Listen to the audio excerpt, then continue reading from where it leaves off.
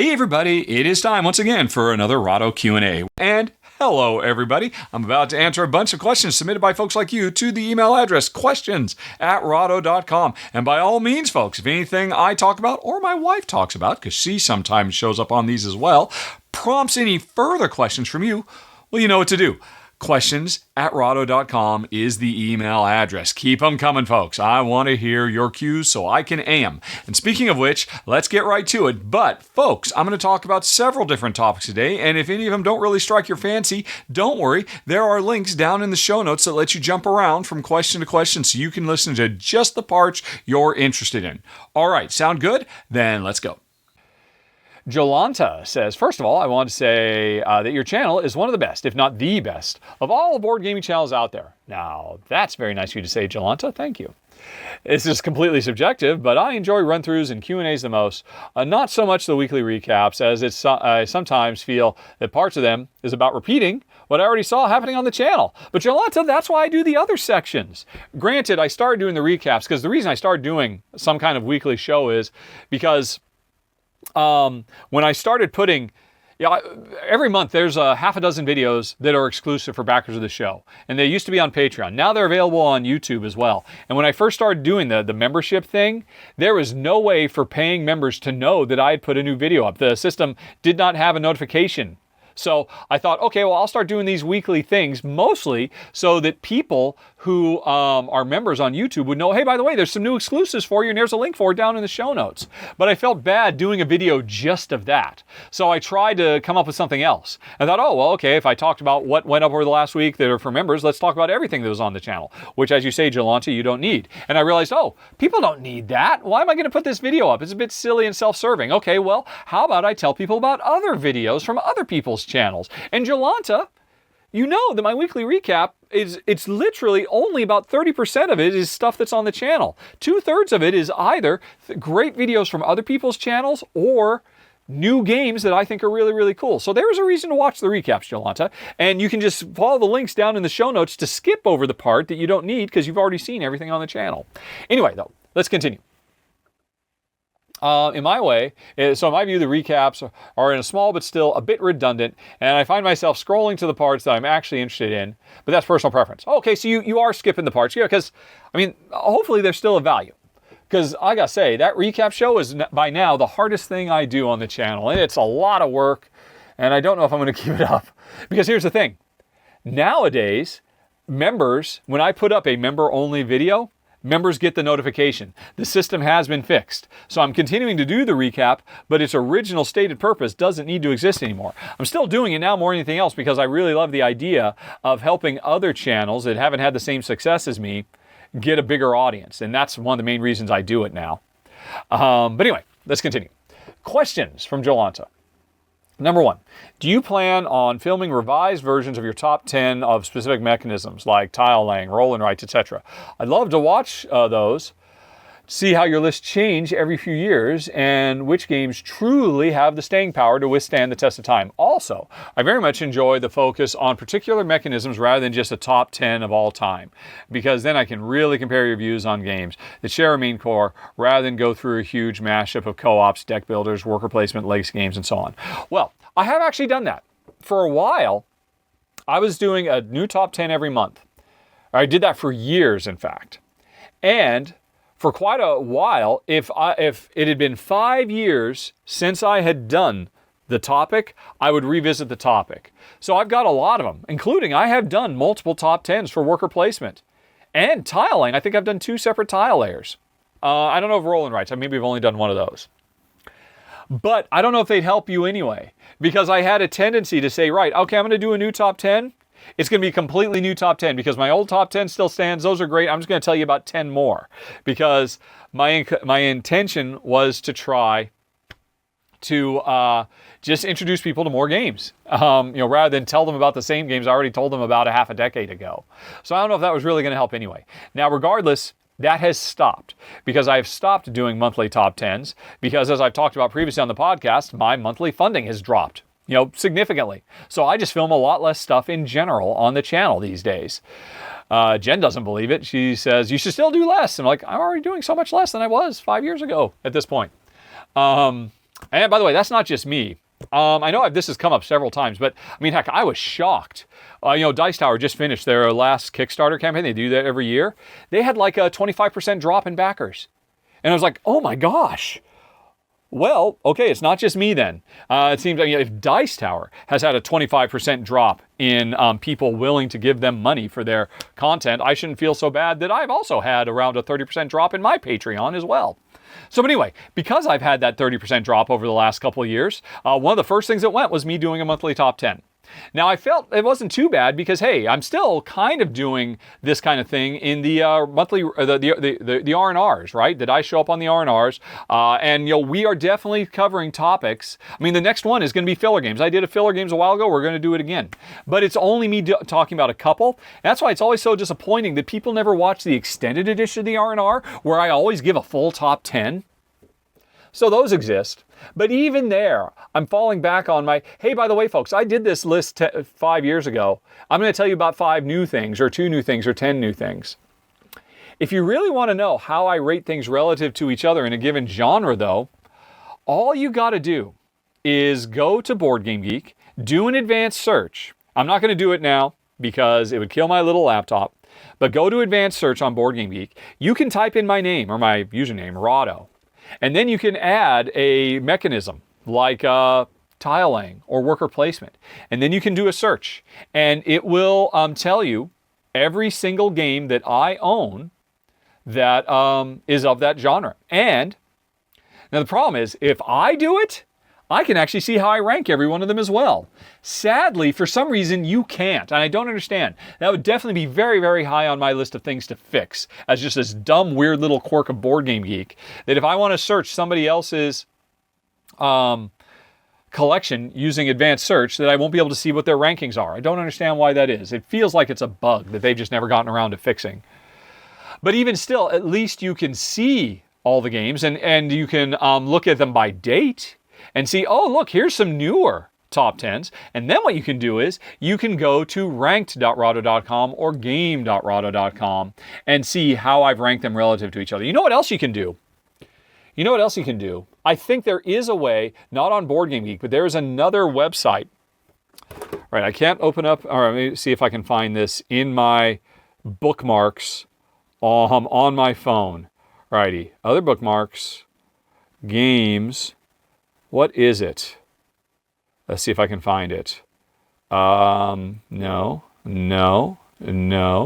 Is it geekgroup.act? Yes. Go to geekgroup.app. That is the web page. You can go there. You can type in the username of somebody, and that is a very robust tool that will let you get my full collection, sort it by ranking, sort it by mechanism and stuff, and you'd be able to find out, hey, what new tile layers has Rahdo picked up in the last couple of years, and how does he rate them compared to his old tile layers? All that information is available to you. Again, that web page, I just closed it, is bookmark. I don't need to repeat it. You just heard it. Hopefully you wrote it down. If not, rewind and you can go hear it. You can get that info. Alrighty. Number 2. I know this is a controversial topic, but do you get emails in which someone is saying that they do not enjoy the other contributors' content, be it followers or even publishers themselves, or trying to put pressure on you to create your more content? Oh yeah, totally. Every week, both from just fans of the show and from publishers. Well, from publishers, in that, publishers reach out all the time because they know that we do sponsored content for games on the channel. And when their Kickstarters are coming up, they'd really like to appear on the channel because it's going to help get more eyeballs to their campaign, right? And so we have a process where they send the rules, everybody on the channel, me, Shay, Kimberly, Ruel, Amy, and Maggie, Chris now, because maybe we'll start doing some stuff with Chris on the channel too, maybe. And Alex read the rules, and we've got a little spreadsheet, an internal Google sheet where everybody can say yes or no. And it's always so disheartening when I say no, but everybody else says yes. And then we say, hey, everybody else is going to do it. They'll do it for half the cost of me, because I literally charge, I think not half, but 30% more to have me do a run through compared to Shay or somebody else. Mostly because if I charge the same price as Shay or everybody else, everybody would choose me. And I'm like, I don't want to compete with them. I want more business, more jobs for them so that they can be more successful in their lives, because that's something I'm very happy and proud of. And I don't want to, undercut them.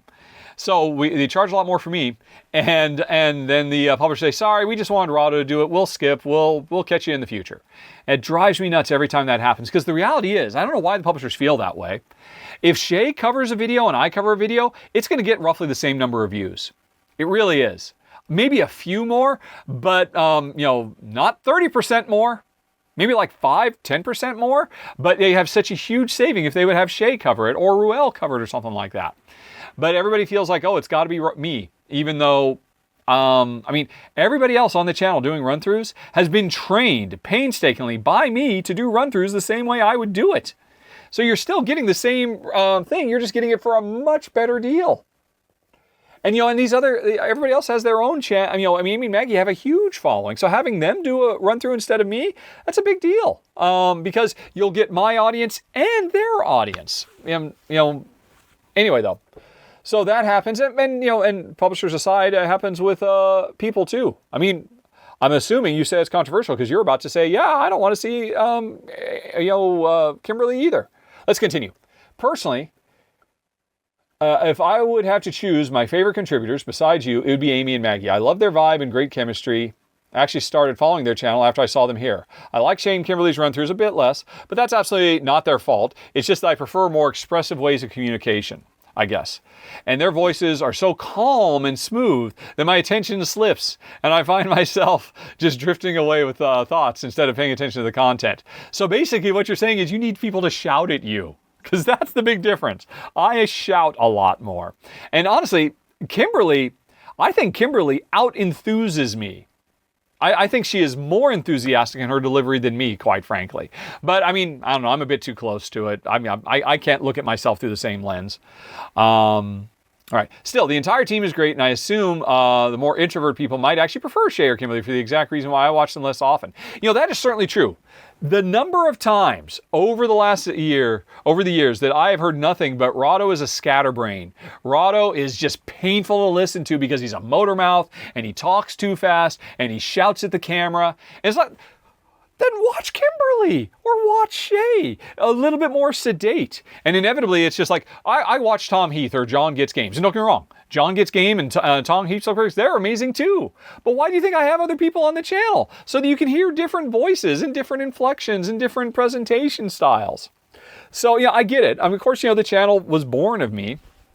It's got my name, which is a huge regret. Man, I wish I had not called the channel Rahdo. So that just makes it harder to step away.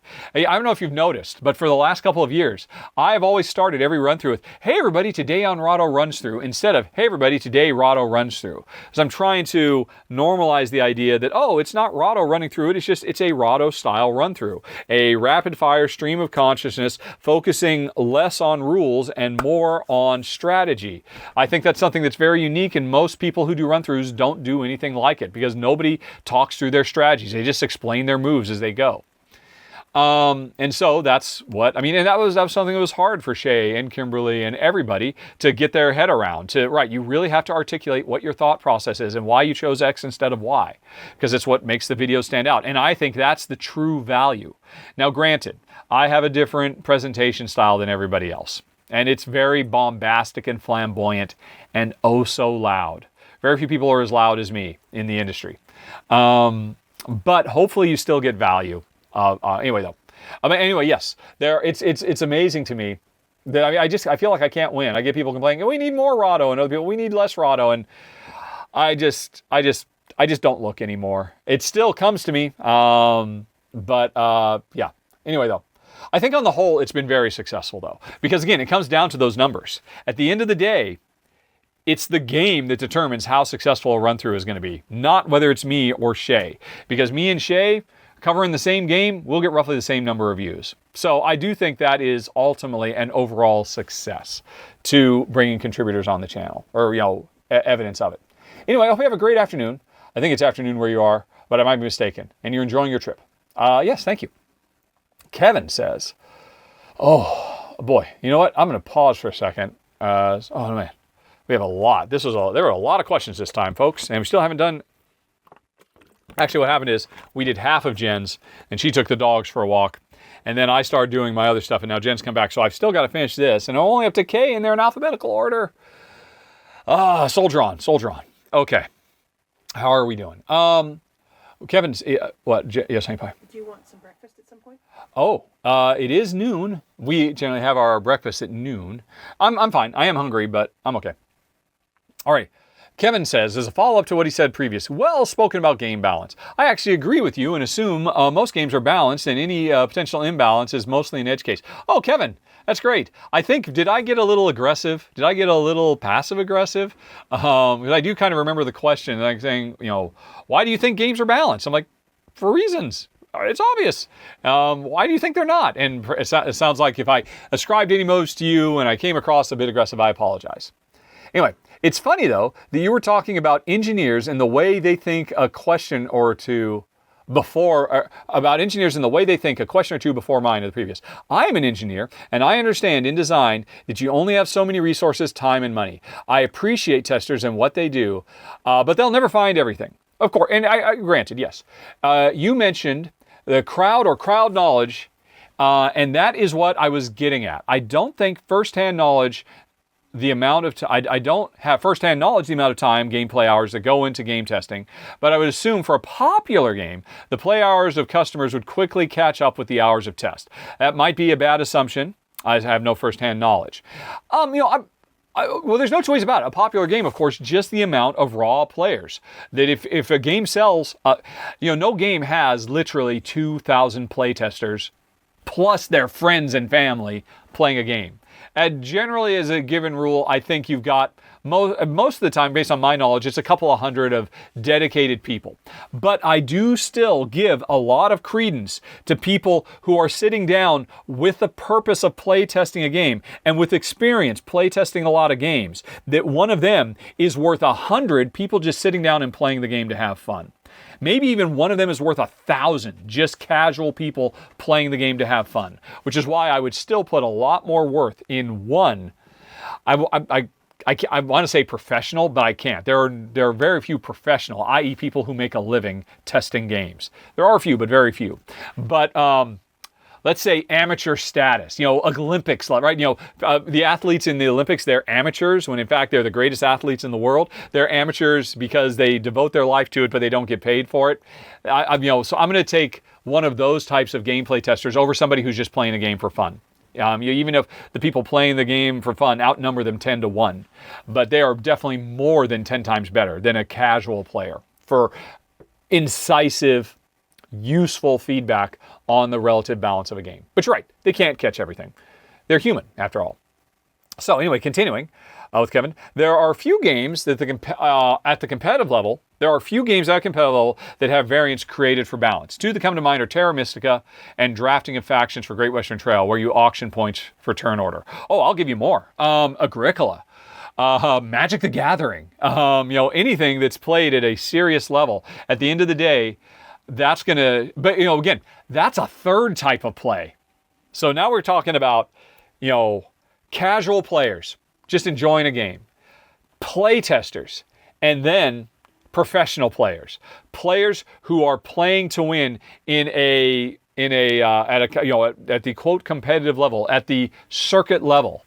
That type of player is probably going to find something better, more readily than a quote-unquote professional tester, because for them, money is on the line. If they can find and abuse something, they can win more and get trophies and cash prizes. So of course, but again, that makes them the true professionals, because wherever money is on the line, they're going to do a better job, right? Of course, they're going to find stuff that play testers and casual players are not going to find because of the unique circumstance they're in. Yeah. Anyway, thank you for your thoughts, and sorry for the long email. I don't have a follow-up question. Oh, you're a monster, Kevin, but that's okay. It gave me the opportunity to apologize, because I really was thinking after the fact, boy, I wonder if I came on too strong there. I do come on too strong sometimes. Mike says, you talked last month about the amount of funding you get on Patreon and how it directly influences how many run-throughs you film in a month. I'm curious if you've ever considered that maybe increasing the number of run-throughs you film would encourage more people to reward your efforts. I could be wrong, but maybe you have data to prove from the past, but I feel like people are much more likely to contribute to content creators for what they've done in the past than what they may do in the future. I think this is one of the reasons the content creators in Kickstarter are so successful. It's a way for fans to thank the creators for everything they've given them. In a world of content creation, it's hard to know exactly what the quality of the content will be ahead of time, so paying for that certainty is less logical. All that said, if you're happy with the income to work balance, it could be a moot point. Thanks for the content regardless. Yeah, Mike, that's a perfectly valid point. And yeah, certainly when I mean, there's a lot that goes into this. At the end of the day, the vast majority of people who back me on Patreon are backing for the reason you just said. Because here's the deal. I've got 600 or so people on Patreon who are paying money at some level or another to back, and I give them exclusive content. Very rarely do all 600 of those people watch the exclusive run-throughs I give them, or the exclusive rambles, or whatever it might be. There's only a small percentage of the people who have access to the exclusive videos I make for them who actually watch them. And it's amazing to me that that's the case. Which means, I guess it's a bit anecdotal, but the only way I can analyze that is most of the people are there as a thank you.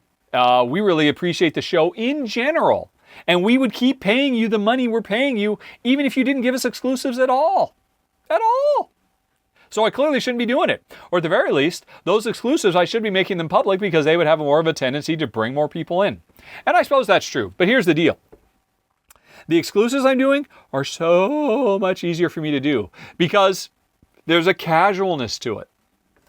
When I'm filming a run-through that's going to be seen by thousands of people, I have a heightened sense of tension while filming. I'm more worried about making mistakes. I'm more worried about misrepresenting the game because I could really hurt that game unfairly. If I misrepresent something, if I get something wrong, I make a lot of goofs. Everybody knows that, which is why I pay Paolo a pretty good wage. Paolo's the only full-time professional video goof checker in the world because I pay him so much. I pay him twice as much when it's a game that is a Kickstarter game, because chances are there's going to be more goofs because of vagaries and rules for prototypes and stuff like that. I pay him often. I'll film a run through. He'll point out, "Wow, you really screwed that one up. You need to film it again." And I'll film it again, and then I'll pay him to goof check it again. There have been some videos that were so frustrating for him. I said, "Oh, just go ahead and pay double rate for that." I pay that man a lot to watch my videos and point out where I screw up. Anyway. So I make a lot of mistakes, and I'm really serious about that. I'm really careful about that. And it's so much more casual if I'm filming a Rest and Relax with Jen, where it's just me and Jen playing a game together. And people get to watch. Or me doing a Recluse, which is another month. Every month, if you back my show, you get 2 additional run-throughs. You get a vlog where I talk about all kinds of topics. I revisit old top 10s. I do all kinds of things. You get releases. You get, this podcast in video form. You get a bunch of stuff that is only available for folks who back the show. And that, again, the majority of people who back the show don't watch these things. And that's okay. I still feel obligated to do it because I said I was going to, and I know the people who do watch them really enjoy them. But yeah, you're right. The majority of people who are willing to back a show back it because they're just fans of the show, not to get, "I need to get my stuff, please." But yeah, it doesn't change the fact. I just mentioned in that previous question, it's not just me. When I saw the Dice Tower, one of the most successful channels. And certainly, Tom Vassell, unlike me, Tom Vassell, even though he's brought a lot of people on, he has not dropped off on his content creation at all. If anything, he does more content than he was doing 5 years ago now. And yet, he's seeing comparable drop-offs to what I'm seeing. And that makes me think, okay, I could bust my butt like Tom does and kill myself, and I'd still see the same drop-off. then I'm not going to do it. I got to do what's right for me and Jen. I've got to make us happy. And so the approach, I mean, as you said, maybe it's all a moot point. The approach I'm taking is one that is better for my and Jen's mental health and well-being, quite frankly. It's going to, we're to the point now where I'm only doing, aside for stuff that, publishers pay for, a couple of public run-throughs a month. And it might drop to where, hey, I'm doing none. I'll still be doing the ones for the backers, and maybe people start, oh man, I really wish Rahdo, and it only cost me $2 a month and I get to see Rahdo, or $5 a month for this thing or whatever, and that's nothing. And oh, by the way, not for nothing, you get to see all my videos without ads. No YouTube ads if you're a backer on the channel, at I think the $3 a month level. I give so much, and I'm really kind of surprised that it doesn't bring more people in. But it just goes to show, it's not those rewards, it's just that people, if they like you, They want to support you. And honestly, that's incredibly gratifying. And that's very meaningful too. And it's very touching. And I mean it a lot. Every time I say, thank you so much for supporting the show. You keep Rahdo running, because they really do. Anyway, though, I'm sorry. Was there a question there? I'm screaming. I don't see. Oh, it was an observation. So there were some counter observations. Anyway, Top says, hi there. To my surprise, I've almost caught up with your podcast. I'm currently listening to the most recent one. What? I've actually heard you answer my previous question, so I'm able to ask a follow-up in real time. For folks who don't know, Top traditionally used to be like 2 years behind on the podcast, but he's finally caught up. Congratulations, Top. Welcome to the party. This is a question for both you and Jen. Actually, most of the questions for Jen are in the Jen section, so we'll get to them in a bit. So this is one for just me. My favorite game is Pandemic. I believe yours is as well. Correct. However, I think you might be missing something from the experience since you prefer to play with only 2 characters, 1 per player. Playing with just 1 more character makes the game, in my opinion, a much richer puzzle. I typically draw 3 characters at random, and then I try to figure out how to make them work together as well as possible, leveraging the rich interactions between their special abilities. The event cards, remember, you get 2 more with each additional character, and also the planning that must go into the fact that each character must wait 2 turns before it's their turn again. 4 characters is an even tougher puzzle, too random for my taste. You, of course, would fall back on the argument that each player controlling a single character is more immersive. But to my taste, I don't believe that to be true. While we can agree to disagree, I propose a thematic interpretation of the situation you are in. You're controlling 1 character. You are out in the world trying to do your best to solve the crisis. Jen also controls 1 character. She's also out in the world. There's a 3rd character who represents an intern. But they have character special abilities. Due to their inexperience, they can follow all the rules of their character, but they don't really know the right strategy. They rely on you and Jen, radioing them to coordinate to tell them what to do. They are automata controlled, they are not automa controlled, which could be frustrating. You are not an armchair general confined to the situation room. You're out in the world, just as with the case with 2 characters. With 3 characters, you just have to work harder with Jen to tell the 3rd character what to do. I know you very strongly believe in your position, but I wonder if you could be interested in trying it this way. As always, I love the podcast. Don't worry, I'm done beating this dead horse. P.S. You can pretend one of your dogs is the intern. Okay. And then you had more with a follow-up question for Dieter. We'll get to that in a second. Here's the deal. I've experienced that. It's in Time Stories. Famously, that was the only way Jen and I could make it through Time Stories, because Time Stories was designed to be 3 or more players. They kind of did a half-assed 2-player mode that I hated so much that I came up with my own house rule variant. We called them the sidekick instead of the intern. And it worked for us. And we played through the entirety of Time Stories. Now, one thing is, though, we did not make our sidekick in Time Stories a fully functional character with all the main stuff. Well, I came up with some simplified rules to streamline down how they work. So they would basically supplement either Jen or me, but they'd still give us access to other stuff as needed so we could solve the multiplayer puzzles that were in Time Story. And it worked really well. And I accepted it. And now here's the deal. This is interesting because just recently, Jen and I played Oathsworn. And I was very excited for it because Oathsworn requires players to control 4 characters, no matter how many players. There's always going to be 4 heroes. But they came up with a system where, if you want to, I can have my lead character and I can have, they don't call them a sidekick, they call them a companion, where you have a simplified, stripped down version of them. And I thought, oh, that's going to be great. It's going to be like how we play Time Stories. It's like how you play Pandemic. And Jen and I hated it. Hated it. It was not good enough. It was too much work. It was less about the immersion factor because, yeah, this person felt like a sidekick. Didn't feel, I felt like it was me and just giving orders to my little sidekick who could only choose from a few things where I could choose from a huge stuff. But at the end of the day, we also didn't want the cognitive load, which is something my wife likes talking about a lot. Mental load. And for us, it was unpleasant.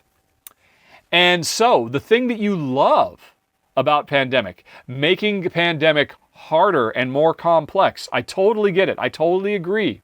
And Jen and I, we played enough Pandemic that we could totally handle it. We just don't want to.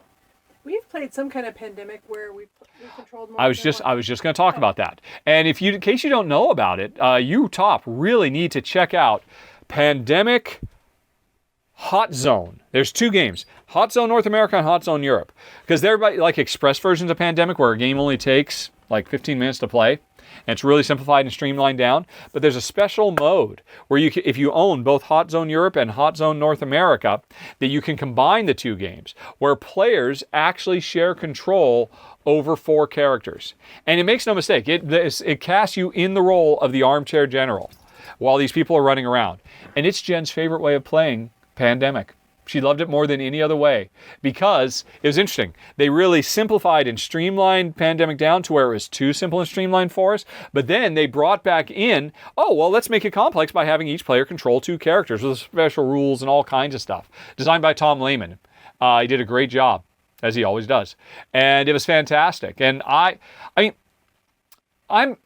don't like the armchair general thing, but I will accept it. There are plenty of games out there.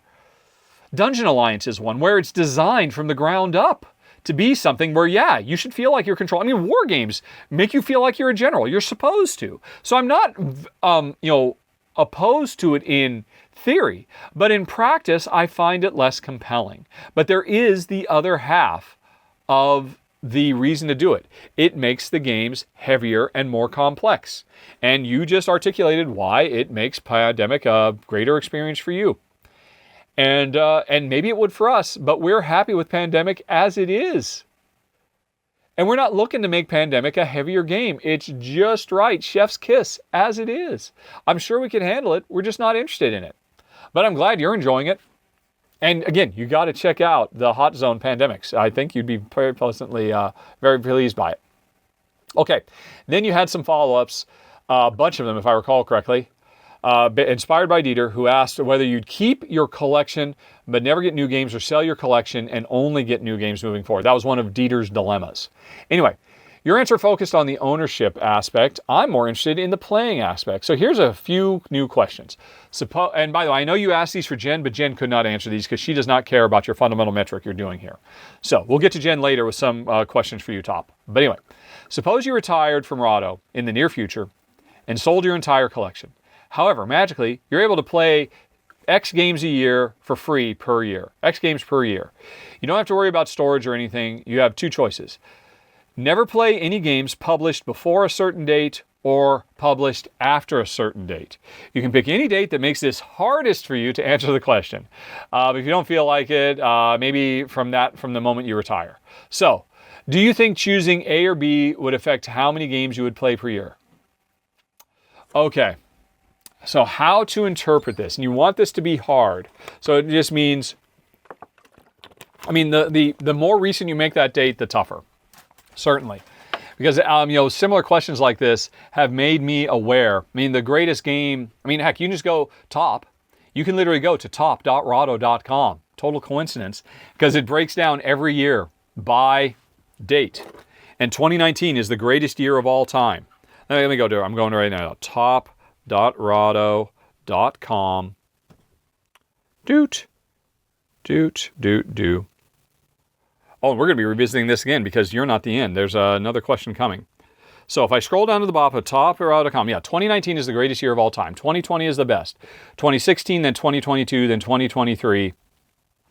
So 1, 2, 3, 4, 5. Of my top 5 years, 4 of them are after 2019. So 4 of the best 5 years of board gaming after 2019. So, one of them is 2023, is last year. And the year before that. And then 2 years. So, 2019, 2020, 20. So 2021 is the only one that drops.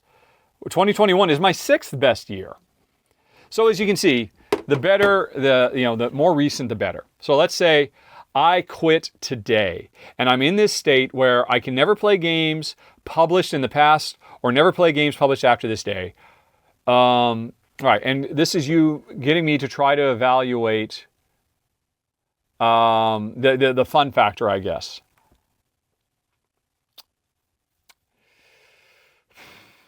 Ooh, here's the deal. My inclination is to say I'll never play any game I've owned. I would choose to play only games that have come out from 2024 and beyond. Because I believe, and I play 200 or so games a year to prove this to myself, the games are consistently getting better and better and better year after year as more new, cool, fresh ideas come in and stand on the shoulders of what have come before. And we have not reached the zenith of board game design where everything is crap and garbage and only stuff that was in the past was good. Anybody who says that, I think they are wearing rose-colored glasses fueled by nostalgia. And yeah, so I would choose new stuff, the stuff that is published from 2024 and beyond. I've only played one 2024 game. It's Flow. And Flow is probably going to make it into my top 10 games of the year and probably into my top 100 of all time. So the year of 2024 is already starting out great. So I'm pretty confident about that. And to me, that is a reflection of the fact that board games are still getting better. I don't know if that answers your question. Let's see, but follow up. Would my answer change if this X... Oh, wait. I'm only able to play X games per year. All right, that's right. The variable was not the year. It was how many games I get to play. So I was supposed to not X the year. All right, maybe this will help with this. If the number of games changed, right. So, really, your question is more about... Sorry, I misunderstood that top. You got the wrong variable in the wrong place. If I could only play 10 games a year, versus I could play 200 games a year, then what? What changes? The year? Let's stick with the 2024. If I could only play games that were published after 24 or games published prior to 2024, new versus old. If I could only play 10 games a year, any of from within that, versus 200, I don't think that changes it because the 10 best games... Well, let's go back to top. Let's look at it. Let's look at the 10 best games of 2023. And let's say that's where it was. I could only play the 10 best games of 2023, not the 50 or 60, or even the 5. Let's say the 5 best games of 2023 is Earth, Evenfall, Sagrada Artisans, White Castle, and Evacuation, right? If I could only play those 5 games a year, would I rather play those, or would I rather play 5 taken from a variety of years? That means I then have to compare to my best games of all time. So if I go back to games, the best 5 games of all time are from 2008, 2014, 2011, 2017, and 2007. A 2023 game, so would I rather play that 5? Pandemic, Shadowrun Crossfire, Castles of Burgundy, Gloomhaven, and Agricola, my 5 top-rated games of all time, or would I rather, for the rest of the all time, only play the top 5 from last year? No, of course, I'd rather play those. I'd rather keep Gloomhaven and Pandemic. Plus, interestingly, 3 of my top 5s of all time are cooperative, and only 2 are competitive. Whereas any given year, of course, there's only a fraction of great games that are cooperative. So it tends to be any one given year, there's more competitive games. So yeah. Whereas if I took the top 50, I rank 25 games. If I could only take but again, you're giving me not just 1 year, you're giving me into the future. And that's the thing. If I could only play 5 games a year, would it be my 5 favorite games of all time? Or would it be 5 games I've never heard of, but I think are ultimately going to... I'm still going to come back to, as long as I can keep playing new stuff, I mean, again, this is what was talked about before. I love seeing new things, as opposed to the same thing over and over and over again. I would always choose to see more new things because of novelty.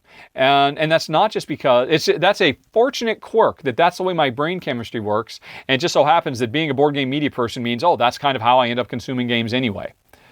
Because the audience rewards me for covering new games instead of covering new games at a more shallow depth rather than covering older games at a greater depth. If I want to be successful, I should cover new games at a shallower depth. And everybody in board game media knows it.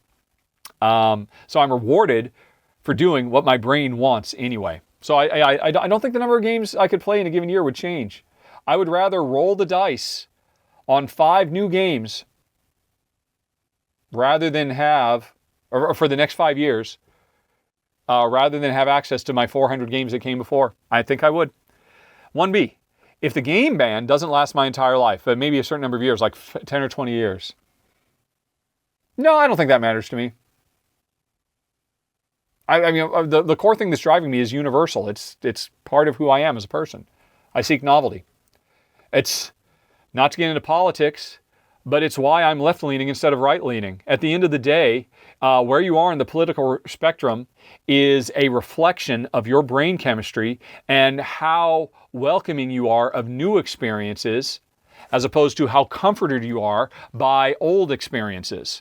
And that's the progressive conservative divide in a nutshell. It's brain chemistry. Some people seek out novelty, seek out new, seek out different. Some people are actively turned away from that and value more the comfort they get from revisiting what they already know. And it's how I consume games too. 1C. Not sure how reprints, expansions, big box sets would factor into the decision. You can assume whatever you want to make it tougher for you to answer. It's just not going to be tough. It's who I am as a person. I seek out new life, new civilizations. I boldly go in board games where no board game has gone before. And that's just the way I am.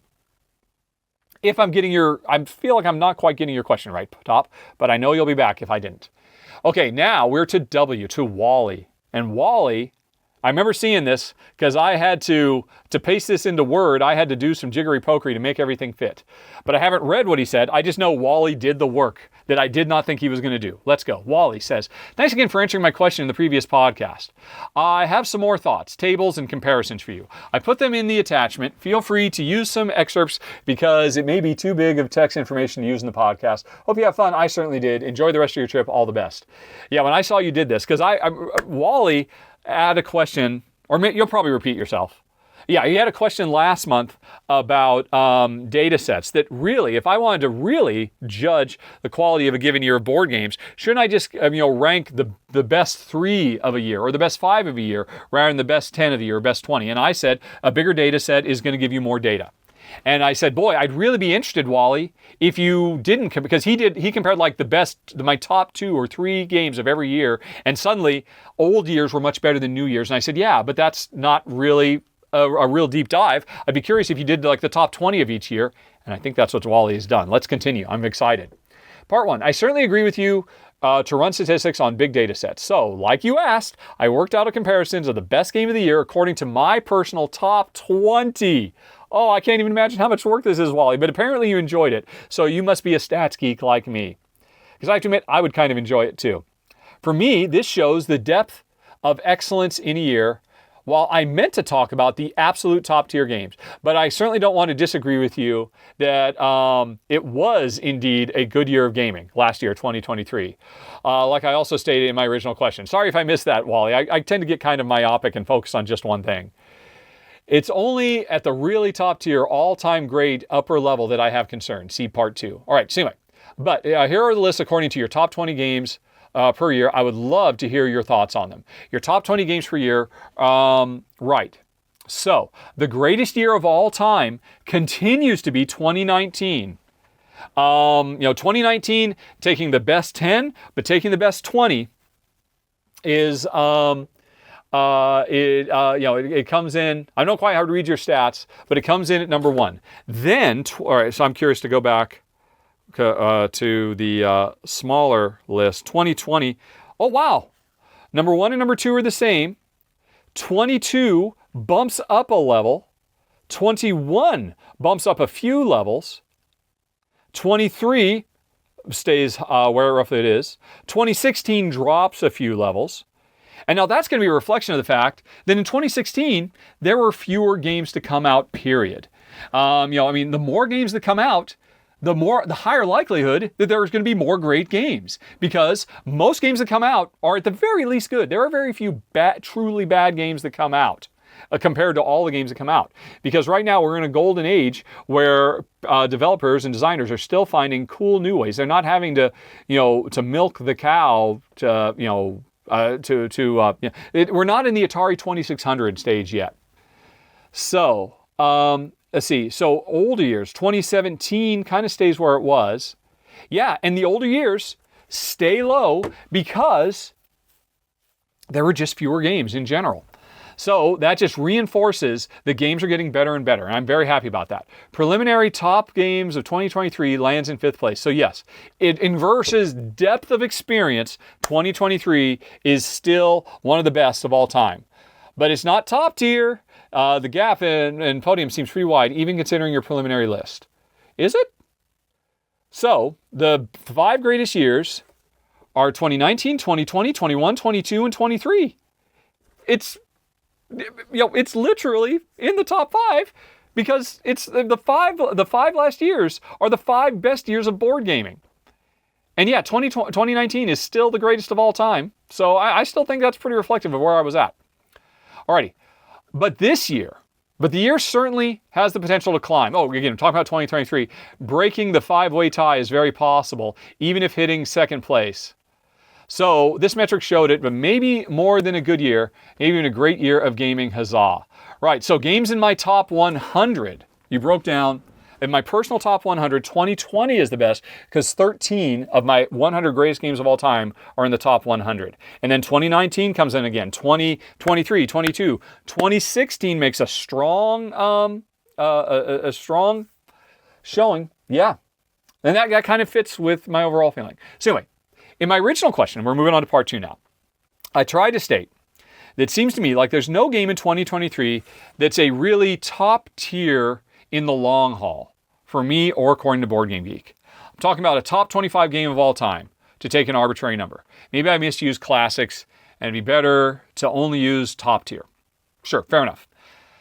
Because games that really make the top of all time is also my personal metric for me of a great year of board gaming. Well, obviously you and I disagree. It doesn't have to be, every game doesn't have to be Citizen Kane to make it a really great game that I want to play. And I only want to watch Citizen Kane so many times. Although I seem to recall you had a problem with Citizen Kane. Maybe I'm remembering wrong. Anyway, in previous years, I had games that really stood out to me, making my all-time top 25. I'm in the hobby for about 20 years. So, which is like probably 7 years more than me. So it's also not that I'm new to gaming, but according to my all-time list, it seems that I rate top-tier modern games higher than top-tier older games, because there are more of them in my top 25. This makes me look at your top 25 of all time and made a list of all the games cracking your top 25.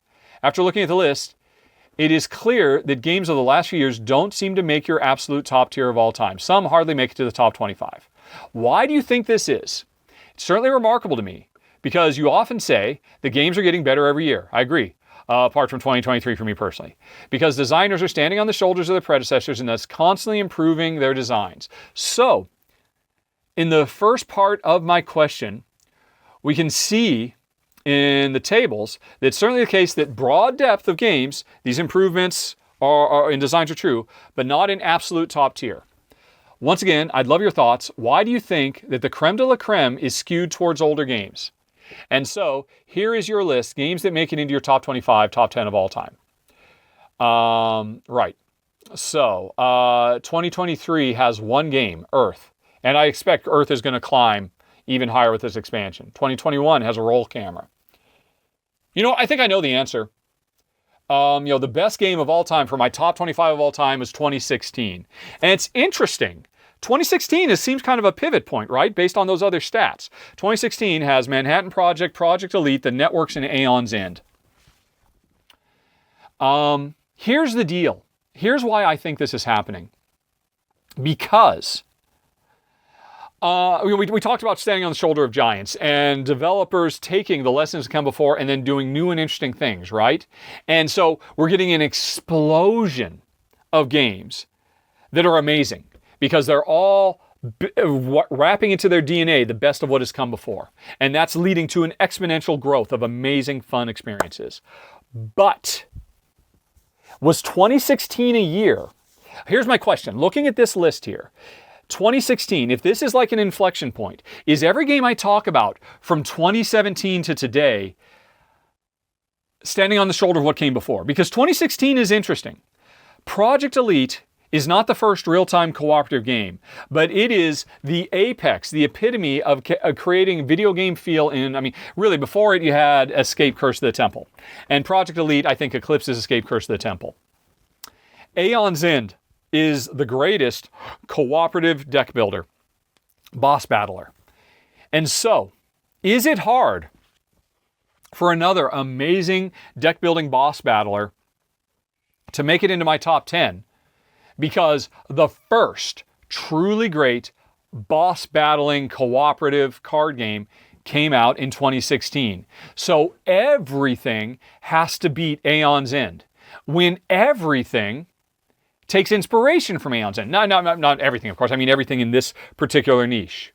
And is there ever going to be another real-time game that tops Project Elite? So 2017 has Gloomhaven. Gloomhaven is its own beast. Obviously there were cooperative fans, but Gloomhaven basically created a new genre. Is anything going to be able to eclipse Gloomhaven?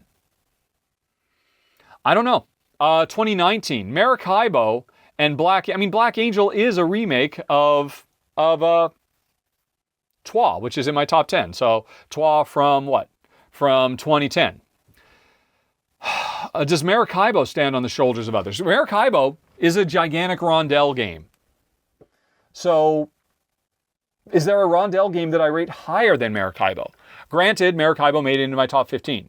Maybe Maracaibo as, the ultimate fusion of, Matt Gertz was doing rondels when these other games were in diapers. Not rondels. Yeah, rondels. And he never put the same level of, his games were always clean and pure and simple and elegant, whereas I like a little bit of complexity. I talked about this earlier. That having a complex system that I can master makes me feel good about myself. Maybe even more so, that something can be too pure. So taking a purity of an earlier rondel game, but then throwing in just the right level, for me personally, because these are all my personal predilections, is anything going to be able to eclipse Maracaibo after if it's building off the same building blocks that Maracaibo built off of? Maybe not. Roll Camera, the only one from 2021. It's a cooperative game, right? But it's a really unique cooperative game in that it's one of the very, very few cooperative games that does not build off the bones of Pandemic. Because we're not characters in the world walking around from place to place. It's a much more pure Euro game, a resource management game than most cooperative games. And there have been other ones since then. Viticulture World. But Roll Camera beat them. Is it going to be tough for another game that is building off of the same building blocks to top them? And is that why? Keyflower is 2012. It's in my top 10. Is there anything like Keyflower out there? Is there anything that comes close to it? Maybe La Granja, right? And La Granja is in my top 50, quite frankly. But can La Granja, I think that's what it's going to come down to. That as time goes forward, maybe we've crossed an inflection point where all the greatnesses that are ahead of us there's going to be fewer and fewer that are truly like, wow, that completely reinvents the wheel. That's going to happen, right? That's happened in cinema a long time ago. That's why Citizen Kane is so important. Citizen Kane invented so much of the wheel that we take for granted now.